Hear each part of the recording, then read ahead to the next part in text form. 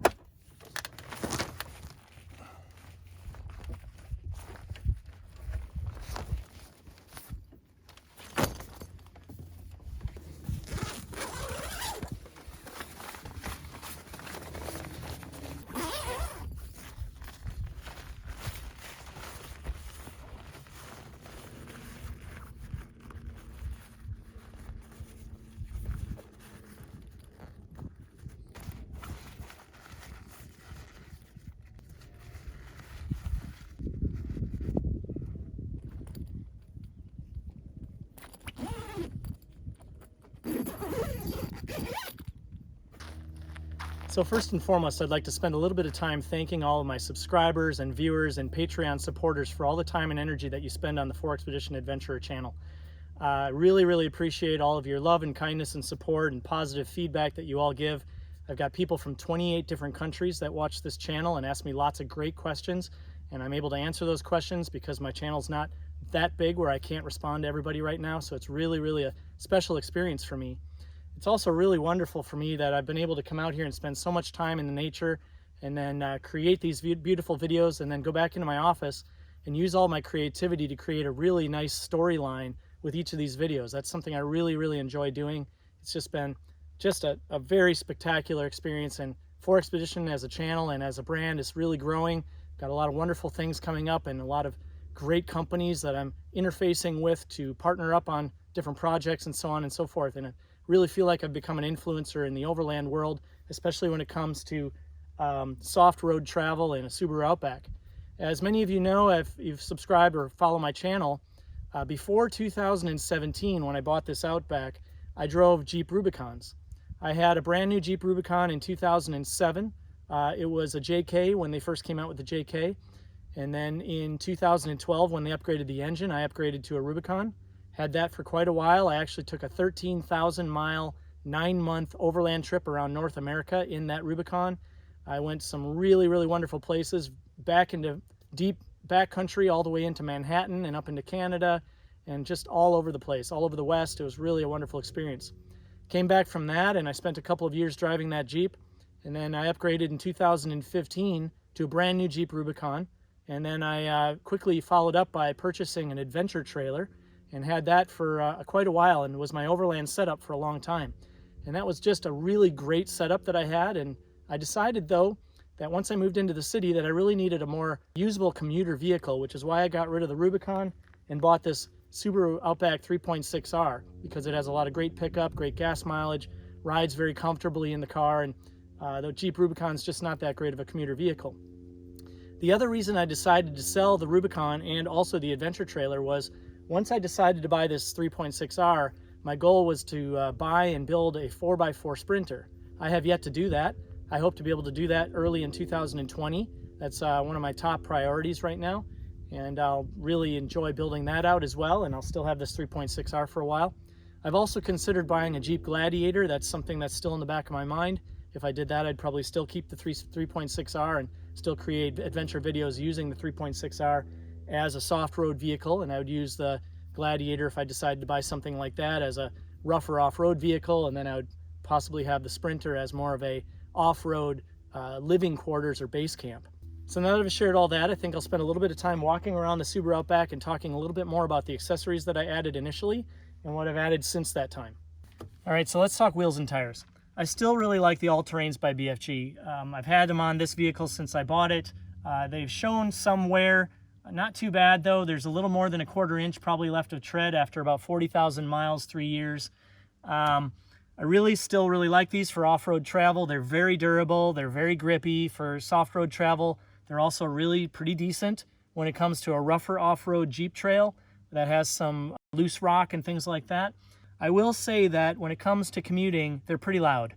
And when I say that, I've got my girlfriend and I've got business colleagues that have gone with me out to dinner and I get on the freeway and everyone mentions it. So I'm not really sure why they're so much louder on the Outback than they are on the Jeep. They really weren't that loud on my Jeep, but maybe the Jeep's a little more insulated or something like that than the Outback. I'm not really sure. So you have to consider that when you're deciding to buy a tire for your Subaru Outback. Decide whether or not it's more important for you to have a grippy, very durable, trustworthy tire for off-road travel and have a little bit more noise on the highway, or if the noise is really going to bother you and your partner and your kids or whatever. So all in all, a great tire. I probably would still put these on my next Subaru Outback if I get another one. RTX NV gunmetal gray wheels. I still have the same ones that I bought with this Outback. These are really great. They look great. They're very muted tone colors, which I really like, as I mentioned before. These literally, after 40,000 miles of pretty rough terrain, off-road driving, on-road driving, whatever, almost show no wear and tear. I mean, what you're seeing right now is just dust on them. There's almost no nicks on them. There's no cracking that I've noticed anywhere on these. I haven't had to replace a single one of them. There's no scraping marks, nothing. These things are a great wheel. And I, for one, endorse RTX so far, and I've definitely put these things to the test. All right, so let's just go right around the vehicle. This is a Cusco tow hook, and it's mounted very nicely by taking off a little cap that's already on here, drilled a circular hole in there and mounted it right to the frame. It really looks good, but frankly, I've never had to use it. I've had it on there for 3 years. I've been in deep sand on beaches. I've been in deep mud in backcountry. I've been in loose rock, and never once have I gotten stuck. I've had max tracks along most of the time, and honestly, I've only had to use the max tracks twice in the last 3 years, and I've never had to use this. So I've never had to have somebody pull up with a winch and attach their winch to this tow hook and pull me out. Frankly, because the Subaru Outback is just a kind of a tank when it comes to a lot of this kind of off-road travel, and I really haven't gotten stuck. So when I first built my Subaru Outback into an overland vehicle, I installed this brush guard and integrated skid plate system by LP Aventura out of Quebec, Canada. I still have that on this vehicle, and it's really come in handy. There have been a couple of experiences where I've been on narrow trails and rubbed up against rocks, and it rubbed against the brush guard on the side as opposed to rubbing against my car, and so that definitely protected the vehicle from any damage. I took this over Engineers Pass in Colorado. You can watch that video. And at the end of that video, I came down a really rough trail, and I'm not really even sure I should have taken the Subaru down that trail. There were a number of places where I actually had to build up rock formations to drop down off of rock ledges and things like that. But I will say that along the way, I had a little bit of damage. I rubbed up against the front here, which hit the brush guard and not my car, which was another great thing. But there's usually a front skid plate on here, and that skid plate came off. It was held on there by some rivets, and that came off. I've not replaced that since. If I were to put it back on, I'd probably either have to figure out how to use the rivets that were in there or maybe weld it right to the front. But I haven't done that. It's really not been that necessary. There's a little bit of rust down here now from the scraping that I've done on rocks in the front of my vehicle. I also have on the front of here RTX LED lighting. These have been just fine, no problems whatsoever, very solid, very durable, no cracking or breaking on the front of the glass. They're still very bright. I haven't put in any other LED lighting. I'd thought about putting on a bar across the top of the Subaru on above the windshield. It's something I am considering doing. I haven't done that yet. So my undercarriage skid plates also held up very well. I've definitely put it to the test. I've taken this Subaru Outback on a number of very rough, rocky roads in Colorado. On those roads, there were a couple of situations where I dropped down onto a rock, and instead of it hitting the undercarriage of my vehicle, it actually landed on the skid plate, which is what they're designed to do. So that's really great. If you decide to do this skid plate system, there's some rally washers you can get from LP Aventura also. I definitely recommend the rally washers that are designed to protect the bolt system that holds this all on. You definitely want to protect those bolts, especially considering you have to take on and off the skid plate to do your oil changes. And if you ever want to take this brush guard off, you need to be able to loosen those bolts and take it off. The skid plate rally washers are designed to protect those bolts. I definitely have some scraping and scratches on those rally washers, so definitely be sure to get those if you decide to do this kind of a upgrade on your Subaru. All right, so let's talk lift kits for a second. When I first did this overland build on this Subaru Outback and I put out a video, I put an LP Aventura 2-inch lift kit on here, and I believe I misquoted in that video by saying that I actually had 11 inches of clearance on the Subaru Outback. That's a little inaccurate. The lift kit actually is more of a body lift. It actually lifts up the vehicle enough to create more room in the wheel wells, allow you to put bigger wheels and tires on. By putting bigger wheels and tires on, you do get a little bit more clearance. The Subaru Outback comes with a stock, a little over 8 inches of clearance, and adding the bigger wheels and tires because of the lift kit probably lifts it up to about another inch or so. So all in all, I'm probably at around 9 inches of clearance, I'm guessing. All right, so let's get under here and just take a quick look. I got a tape measure here with me. If you actually exclude the rally washers, it looks like I have about 9 1/4 inches of clearance in the front. And then if I back out and I want to measure the side rails, the lowest point here is actually right at about 11 1/4. Then if we get far underneath here and we get to the lowest point in the center, I'm at about 9 1/2 here as well. Actually, I've got a little more than 9 1/2, so a safe bet's around 9 1/2. So then we come to the rear of the vehicle for departure angle. This Curt Class 3 hitch on here is the lowest point. It looks like we have right around, actually exactly 13 inches. And then the furthest out departure angle position is around 14 inches. All in all, the kinds of places that I like to go with my Subaru Outback, 9 inches of clearance more than suffices. If you're looking for a Subaru Outback, more than likely you're not a rock crawler either. That kind of clearance is probably more than sufficient. So when it comes to the rear of my Subaru Outback, I decided to want to remove the spare tire out of the inside so I'd have more storage for equipment and gear, and hang the spare tire off the back. I wanted to put a full-size spare. And so in order to do that, I had to remove the stock hitch and then replace that with a Class 3 hitch, which I did. And then I went out and got myself one of these Wilco off-road high clearance hitchgate solos. And what I really like about it is that it's high clearance. So when you install the Class 3 hitch and you install the high clearance hitchgate solo into the hitch, when it comes out of the back of the hitch, it actually goes up about 4.5, 5 inches. And when it does that, it actually offers a much better departure angle when you're going through deep ravines and things like that. You're not going to scrape on the back. And if you do scrape on the back, what's really cool is that the hitchgate solo actually has an angled cut on the back so that it actually slides through and has a much better departure angle exit. So it's very easy to unlock. You just grab a hold of the handle here and you pull it up, yank it out. It's actually attached to the back, so you can just let it swing down. So once you've released that handle, it's pretty easy. You just grab a hold of the tire here and swing it out. It swings out very easily. It actually opens up all the way. It does not lock open, but it will stay. And once it's open, you can actually, just get in the back of your Subaru Outback pretty easily. Also, the high clearance hitchgate solo comes with another mount here that allows you to pull a trailer. So you can actually pull a trailer with the rear tire carrier on. A couple of things I really like about this thing is that it actually has a couple of additional mounts. So I can actually mount a Rotopax 3-gallon gas can here. It's actually locked on. And then in between the Rotopax and the spare tire, there's another mount here. I can actually hang a high lift jack, although I don't really feel like I need a high lift jack for a Subaru Outback. I don't really intend to go into places where I feel like I would need a high lift jack. But if you had a certain type of vehicle that actually had more clearance, you might want to put a high lift jack here, and this thing will certainly support it. All right, so let's talk wear and tear for a second. Overall, I've not really had much in the way of problems with this Wilco off-road product. You do have to check these bolts every once in a while and make sure everything stays nice and tight. You don't want this falling off when you're driving down the highway, of course. Having this on the back of my Subaru Outback, I would have to say, has caused my rear end of my Subaru to squeak a little bit. I'm sure having this heavy weight on the back of the Subaru long-term isn't really that good for it. So what I do is I take it off when I'm not using it. If I'm in the city, I actually take it off, and I've got kind of a rack that I built for it, and that takes all the weight off, and I only really put it on when I'm going off-road. All right, so let's talk rooftop tents for a second. As you all know, I've got an iKamper Skycamp on the roof of my vehicle. It sleeps 4 people.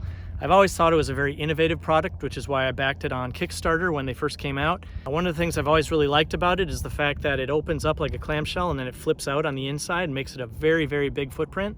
At the time, I had my adventure trailer, and I had a Modularina rooftop tent by Autohome, which was a crank opening, and it went straight up and it slept 2 people. I really liked that product. A couple of things I didn't like about it were the fact that when you opened up the side doors, you were immediately out in the elements. So you really couldn't be protected from the rain and whatnot. And you were immediately out in the rain if you opened up the side door, and even your sleeping bag on the inside would get a little wet if it was really raining hard and you needed to get out. Would I have one of those again? I probably would, for a couple of reasons. One thing I liked about the Modularina was the fact that it did go straight up, meaning it didn't need a ladder for support. So once I set this iKamper Skycamp up, it requires the ladder to support it. So if I decide that I want to move my car to another location to get into a better shady spot because I wake up the next morning and realize that I'm in full sun, it's something I have to actually close the ladder and close the rooftop tent and move my vehicle and then open it all back up. Whereas the Modularina went straight up and down, I could drive around with it open and it wasn't really a big deal. Now, the cons of that were the fact that it was a very, very tiny footprint. So it was really only placed to sleep 2 people. There was no room to do anything else. You could hardly even sit up in it. So there were some advantages and there were some disadvantages. Overall, I believe that the Skycamp is a better product for me because it holds more space up there for 2 people and also additional gear. And being a soft canvas tent, once it's open, I'm quite surprised how taut it is. So even in high winds, it doesn't rattle all that much. And if you do have a high wind situation as long as the wind is hitting the clamshell, you're pretty much okay. If there's a side wind, there will be some flutter, but you know, that's to be expected with pretty much any canvas tent. But overall, it's been pretty great. Now, as you all know, if you watch my channel, I actually had some leakage with this particular rooftop tent. It turns out that I think that was my fault. There's actually a flap on the outside that I had tucked up, and water was able to get into a zipper area.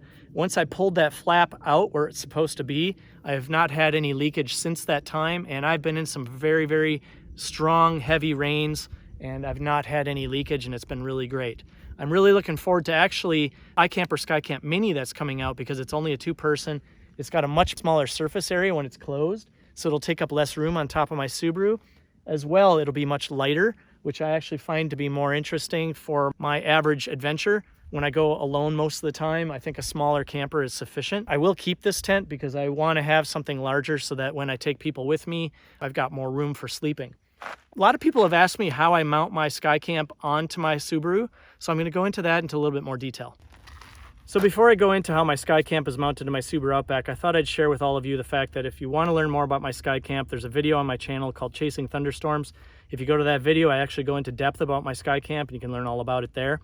I also talk in that video about these aluminum hooks here, and the fact that iKamper actually makes canvas bags to hold your clothing and shoes that can hang right here. It's really great and convenient. I have those.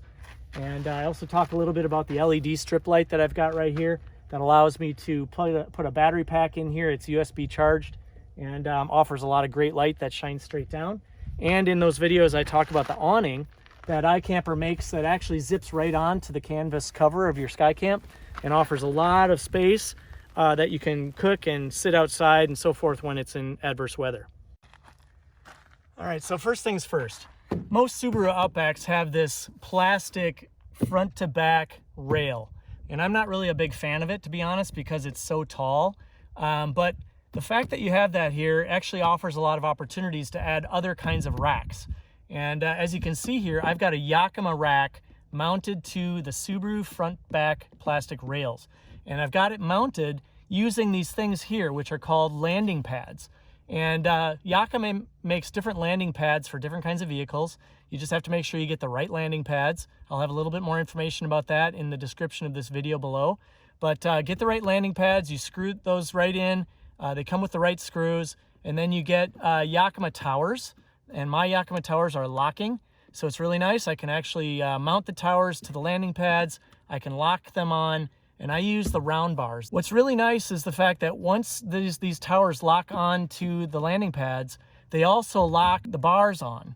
So that brings me to a very important point that I want to make about Subaru Outbacks. And if you're deciding to buy one of these new for your backcountry camping experience and you plan on putting a rooftop tent on, if I had to do it over again, I probably would have bought, I believe it's the Touring model that actually does away with these plastic front to back rails and replaces them with the low profile metal rails that are actually mounted right to the body of the car.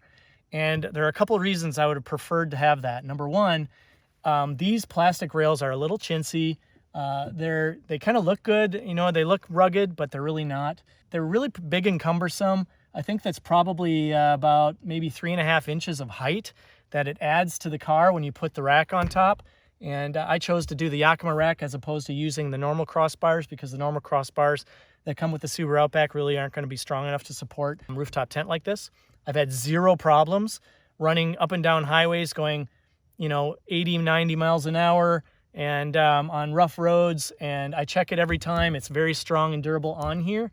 So I'm not really concerned about my rooftop tent on top of this vehicle.